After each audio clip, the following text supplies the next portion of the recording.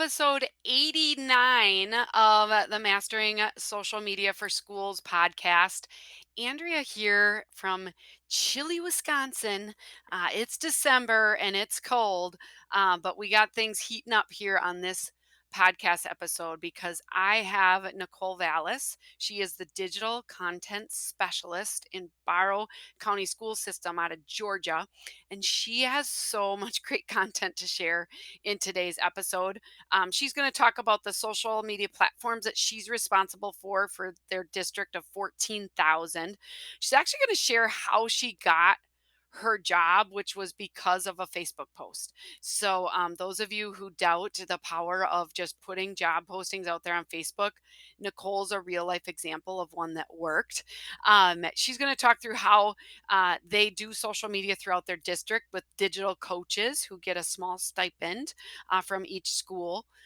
We're going to talk through not posting everything on social media and why that is and how that has helped Nicole's stress level. So if you are feeling stressed out with social media, you are definitely going to want to listen in.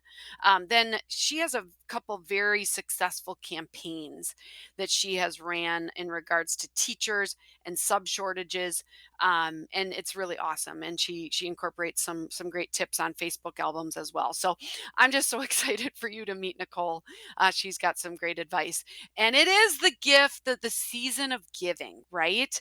Like it is December. Hopefully you are finished with your uh, gift buying. But I am going to ask for something, a little gift back to me. And it is for my 100th episode, which is just around the corner. I am looking for the best tips and tricks and strategies that you've learned from this podcast, from listening to other spots where I've spoken, from my, video tips or from my blogs. Really looking for the best tips that you've picked up that have helped you in your social media storytelling. And I want you to record them. You can record them on a voice memo app, or you can record a video of yourself. And I just want a 30 to 90 second recording of you sharing your name, your school or district, your state, title, your job title, and then the best tip or most impactful thing you've learned. You can also share a specific story of how you used it. That would really, really help, because your story may be featured on episode 100. Once you've recorded that, you just need to email it to Andrea at socialschoolforedu.com. Put podcast 100 in the subject line. I've got this all notated in the show notes. So if you're like, oh my gosh, I really want to help out, but you guys, I've really tried to give so much to you over these past almost 8 years of running this business. And I'm just asking maybe for a little gift back of your time to share what your best tip has been. So that would be so helpful if you want to participate. Make sure to just record that little voice memo in your voice memo app on your phone. Or if you want to record yourself, that's fine too. But just with that information and get it in. I need it by January 31st. So we've got to have that in by the end of January to be considered for that podcast episode. So now, with that simple ask, it's simple, right? I get on video all the time. I'm on video right now. If you want to watch this podcast on YouTube, you can. And so I'd love to see your face instead, and get a tip from you. But now let's jump in today's interview with Nicole Valles. All right, before we get started, today's K-12 PR tip. It's a simple housekeeping thing that I want you to check out. And I tell you this because I was just on a few schools that didn't have this linked properly, and it drives me nuts. So, on your website, either in the header or the footer, you should have your social media icons on your website. So, if you're on Facebook and Twitter and LinkedIn and Instagram and YouTube, you should have little icons so that people can easily get to your social media channels. Now, a simple tip that I want you to follow through on is, are those properly linked to the correct district or school wide pages that you want them linked to? Some links, like when you click the Facebook link, it just takes you to, in general, Facebook. It doesn't take you to your page on Facebook, which is what it should do. And in some cases, usernames can get switched and maybe something became broken. We want you to make sure that people can get to your social channels very easily from your website. So check it out. Go visit your website. Make sure your social channels are on there. Click them. I like them personally when they open up in a new window so that they don't lose your website. So that's another thing, a bonus thing to check for. But make sure that each and every one of those links properly to the right location. And you guys, if you've got a channel linked that really you're not keeping up with, you're overwhelmed with, a couple channels that you're working on, and so you really haven't posted anything on Twitter in 3 years, consider removing that. You don't need to link people to an outdated social media page when you're not updating it and celebrating your school in the right way. So consider taking some of those off as well. So that is today's tip. You're going to get a lot of helpful tips in today's episode with Nicole. So let's get to it. Welcome to the podcast, Nicole Valles. How are you today? Fine, thank you. How are you? I am good. I'm so excited to have you on the show. These episode numbers are just flying by. I think this is episode 89, Nicole. Wow. So They're nonstop. It's craziness. Well, there's awesome people like you to talk to everywhere. So as we get started, Nicole, can you kind of share your background and your role as digital content specialist for Barrow County School System there in Georgia? Sure. My background, so I went to West Virginia University and I majored in broadcast journalism. So my dream was to be a producer for TV news because I like to be behind the scenes, which is why I'm still behind the scenes. So this is odd for me to be interviewed. But I spent 6 years as a TV news producer in Savannah, Georgia. And then we moved out toward the Atlanta area. And I got lucky. A marketing director took a chance on me at Children's Healthcare of Atlanta, and I got to be a web content editor there. And then I moved from Children's because the commute was crazy to another hospital. And then I got lucky when this job opened up, which is an 8-minute commute as opposed to an hour. And I get to work for my children's school system, Barrow County, in Winder, Georgia. So it was fun when we first moved here. They said, we asked the city hall, is it Winder or Winder? And she said, a winder is what you roll down. It's Winder. So I knew I loved it here. Like, oh yes, my gosh. I think a lot of people could tell me how to pronounce things, Nicole, with my strong Wisconsin accent. But I love that. So you were in hospitals and specifically kind of children hospitals. How did the opportunity come up with your current position then? How did you even know about it? Well, so the director of marketing now, she put a post on Facebook that they were hiring for digital content specialist, which is the role that I applied for. And because this is my children's school district, I follow their Facebook. And so she snagged me that way. And she loves that story because she feels really excited about that. And I am excited about it as well, that Facebook brought me to my job. So. I love that. Since we're on the Mastering Social Media for Schools podcast, you weren't even looking, Nicole. And that's what I tell people. Like when yes, you should share posts or jobs on LinkedIn. That's where people go to look for jobs. But you can catch people that aren't even necessarily looking if you just share it on Facebook. Exactly. I was really happy at my last job. It was a 30-minute commute. I actually took a little bit of a cut, but I didn't mind because you can't beat the school system calendar. And the fact that it's an 8-minute commute and I got to work for my kids. I have pride in it, Right. So you're right. I wasn't even looking. Yeah. I took a chance and I got it. So that's really awesome. And how many years have you been there at Barrow? It'll be 3 years in February. Okay, 3 years. Awesome. And if you hear a little background noise, Nicole is in a cubicle, so we're just going to roll with it because sorry. No, that's okay. Hey, schools never stop, and so it's all good. So within the school district, well, how big is your school district? We have 14,000 students, a little over Okay. 14,000 students, about, I think it's 1,800 employees, give or take. Okay. Um, And how big is your communications department? Two-ish. I say Two-ish. ish because directly communications is two, but we also have a video production manager who's outside of us, and then someone for partners in education, and she's kind of part of us as well. But really, it's just director of marketing and myself. Okay. Okay. Awesome. And so in regards to social media and the fact that, Facebook brought you to your job, but what social media platforms are you responsible for? For the district, we have all the big ones. We do Instagram, Facebook, LinkedIn, Twitter, and YouTube. I stay away from Snapchat and TikTok. Okay. We don't explore those. We haven't explored those yet. So. Yeah. So your main ones are kind of, Instagram, Facebook, LinkedIn, which we're going to be doing some training in our membership group in December on that. Twitter, YouTube, and you do those for the district. Now, do your individual schools have social media pages for them as well, or not? Yes, and we have, I should have mentioned that we have like 19 schools and programs. Okay.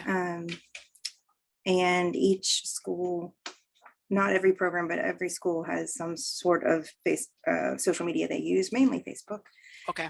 And I do not manage those. We have what we call digital coaches at each school. They manage their social media and their websites, but I help them if they have any questions, or if I need to jump in and make some website edits and that sort of thing. So I also help with maintenance of websites. Okay. So and then I'm assuming, do you do a little bit of training then with them when it Yes, comes to social media? So they're called digital coaches. Is that in addition to another role that they have? yes, And what is that usually? Is it? mostly teaching or media Okay. specialists. It varies per school, depends on who's given that role. Okay. So yeah, they do it in addition to. And do they get a small stipend? Yes. Okay. And they also help with training with technology questions with the teachers as well. Okay. Okay. Awesome. Cool. Well, we're going to link to all of your social media platforms on the show notes, so everybody should check those out. And there's a few campaigns that I kind of want to talk about. But first, Nicole is a member of our membership group that we have here at Social School for EDU, and we had a discussion a few months ago about, not posting everything on social media, and your district, and you shared kind of that you've taken a different approach to how some information is shared. So can you talk and share with our listeners, why you decided to do it and how that's kind of impacted things at your school district? Sure. And I'll admit that I wasn't on board with it right away. Because of my TV news background, I believe that like transparency is key, and being the owner and that source of truth is very important. And so that's also why I really like social media, because I feel like that's what we're about. We're about getting the information out there. It's important for people to know. But with a lot of the arguments that would come with some of the topics we were having to put out there concerning COVID-19, specifically mask wearing or different protocols, they decided to not push out anything related to that on social media, because it wasn't up for discussion. Is basically what it came down to. And social media is about being social. And anytime we would put something like that out there, I'm sure your listeners would know that it just started a fight, an argument between people. And it also, we felt, would violate our limited public forum guidelines, because it would cause a disruption to the day. Because if we would have staff reading what some of the families would write, it would maybe make them feel like they're not cared about as much, or, we just didn't need to get into any of that on our district Facebook page. So we decided that we would instead make sure it's on all the websites. We would email it. We use Remind as well. So we would send Remind messages out. So, and a phone call if that was necessary. But typically that's how we would push all of that, anything that we felt might generate that discussion, that unhealthy discussion, I guess I should say. Mm. Um, that's where we would not put it on social media. Ye- Yeah, and you weren't really on board with it to begin with because you are from the news industry. Transparency is key. How do you feel about it now? I have so much less stress. And I it's funny because I was worried that, well, they're just going to yell at us. I'm honest to a fault, so this is what's going to come out here. But I was like, we're just going to get yelled at or criticized that we weren't putting it out there. Nobody's, knock on wood, nobody has said a thing. I mean, this has been now 2 months maybe that we haven't put anything about protocol or out there on social, and no one has said anything to us about it or complained. Right. So it's not there, and they're not complaining that it's not there because they're still getting it in all of the other ways. Correct. And that was our big thing. And I did share an article in regards to this and quoted you. And so I'm glad now we're having this discussion. But it's just like there's a lot of tools in your toolbox when it comes to communication. And if you put it out on social media, you are asking for people's opinions. And in some cases, you're just putting out information that these are the decisions that have already been made. It's not really up for debate.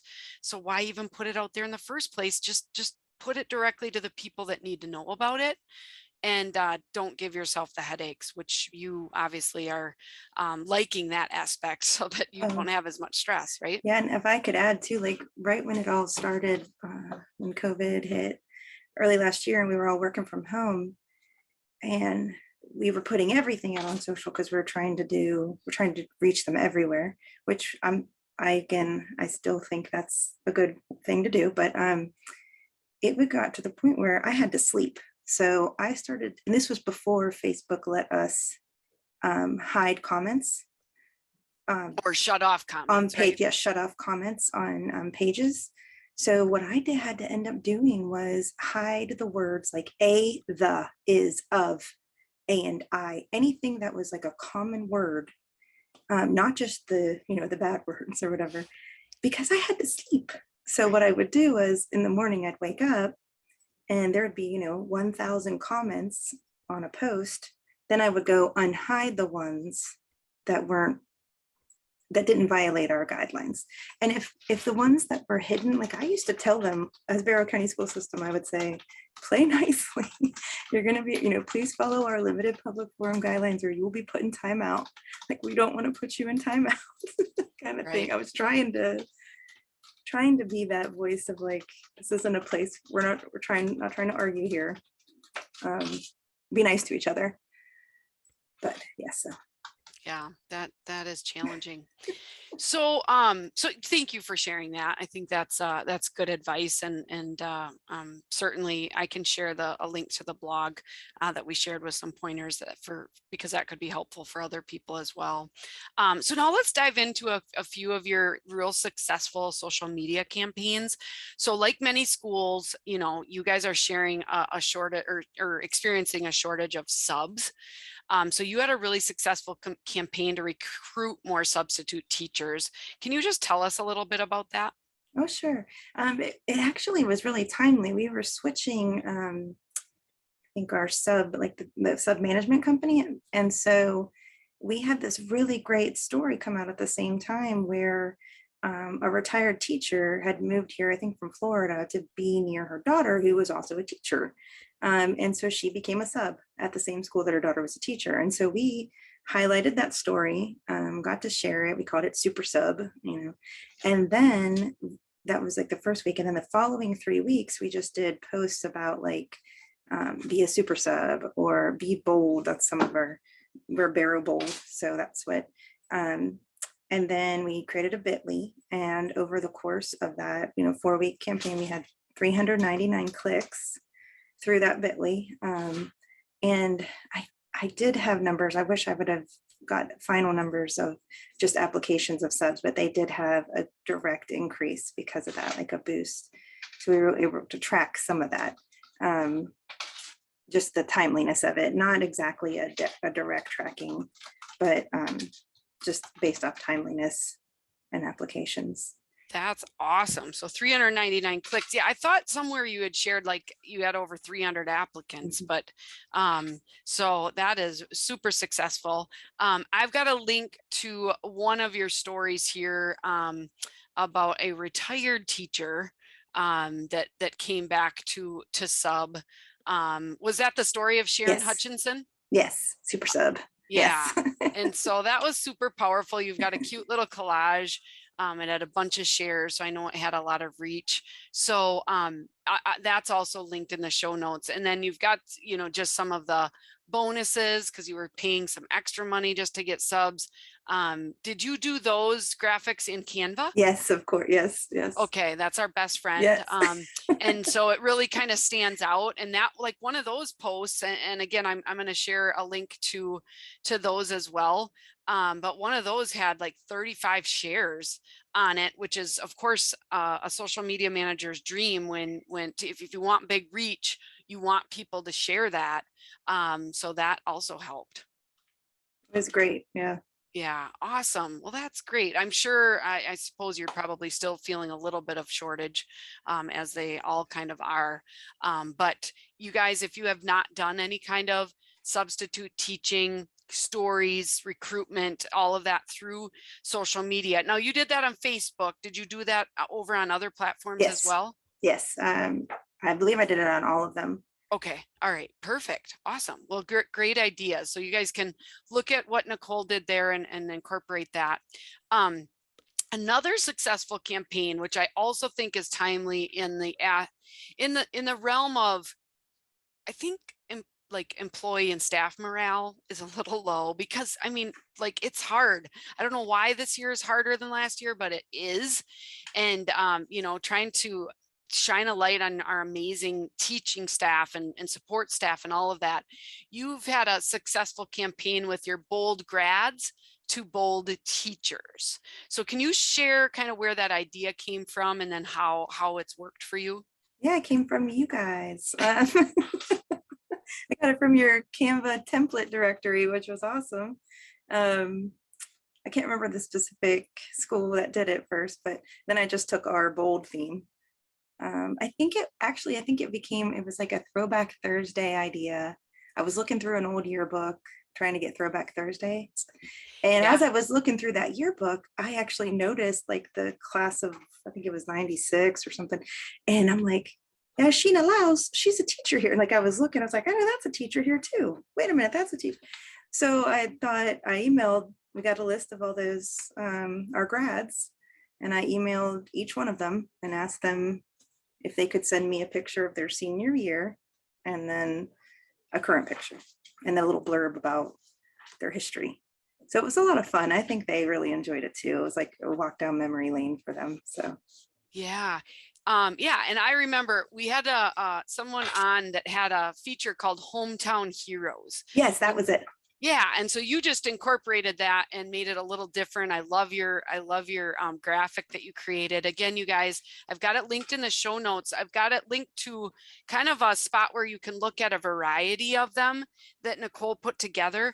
What I love is it's a simple graphic. I mean, bold grads to bold teachers, the picture from their senior year, the picture of them now, but then the way that you highlight them and what they're, you know, maybe they were voted most likely, most dependable. I think one of them was, right? Yeah. And now they've been teaching at your school district for 19 years. And then you had a quote from them, which again goes back to your awesome broadcast journalism skills and making it like a story. But it was a short story, right? It wasn't super lengthy, but you got a lot of great feedback from those. It's well, and I think people just love to see that teacher. Like there was one in particular, I think her name's Kia Horn or something. She's been teaching 20 years something, but she's a favorite. Like, so I think they just love to be able to see that favorite teacher of theirs, especially when she was 18, that picture of her with her fabulous hair. Right. And they love her. But so, and then just putting them all in that Facebook photo album too. I did share those across all the platforms as well, but I like to be able to create that one photo album so we can always go back to that. Okay, so that's a really good point. So you had a common feature. Did you do those weekly or? Yes. Okay, so you're doing them weekly, but every time you added one when you were in Facebook, you just added it to the photo album and then just that one newest picture would show up on your timeline. Is that right? Yes, which I love. And then you could click through the whole album. Okay, so that's a really good hack, you guys, to kind of keep something organized that's a similar theme, that you end up adding it to the photo album. The one disadvantage to this, you guys, is you can't schedule them, right, Nicole? Right. So some of them, the very first, like maybe 5, I didn't have in the album yet, but it lets you do it after. Okay, So I was able to move them to that album after I created it. okay, Um, I think Hootsuite. So I use Hootsuite okay, for Facebook and Twitter and Instagram at least. Well, no, and LinkedIn, sorry. But it does let me say which album I want it to upload to, and I can still schedule it. So it does okay, let me do that. okay, But the other great thing that I used the photo album feature for was back to school pictures, because I didn't do them all in one day. Like I said, 19 schools programs. So we would do like 3 one day, like maybe 5 to 10 pictures from one, and then the next day we do more. And what I did was I kept adding them to that album. So no matter what, that album would keep getting pulled up to the top. And then as people scrolled, they could see every school, because in the caption I would have labeled what school it was. Just so also, because I know people be like, well, what about this school? And it's like, I swear I did that over here. Or more to come. I would have to put that in the caption too. More to come. right. Yeah, I love it. Yeah, so any time that you are sharing something, especially out on social media, that you think, gosh, more pictures might come in from different locations or different staff members or whatever, when you use that album, it can keep them grouped together. But yet each time you add them, you can edit what your caption is going to be like on your Facebook page. So that's awesome. Good, really good tips. Thank you. So Nicole, you're also a member of our membership group, which I kind Yeah. of explained, and I'm so thankful for you because I get to come to Georgia in February, and so super excited about that. But can you tell the listeners just a little bit more about that community and how that's really helped you with your social media efforts there in your school district? Oh, I'm a huge fan. I love, especially the Facebook group, because I don't get to, and your webinars, like I'll have to listen to them sometimes after, but I have gotten so many good tips, and especially sometimes you just get in a rut. Okay, like even in TV journalism, like you get in a rut where you start, in other news, you start a new story and you just give them the news, and you hate yourself for it because it's like, well, I'm just saying the same thing over and over again. So what your community has inspired me and motivated me, because when I'm starting to feel kind of just in a rut, and oh, another awareness day, oh, another recognition, and I feel like I'm jazzing it up because I put an emoji on it or whatever, but that's not enough. So your group has helped me see ways I can do something differently. It just inspired me. And then also the community building of other social media peers who are going through this all together. And it's just us, no one quite understands. We have to still put on the smiley face. And it's really nice to have that community and connection that your group provides.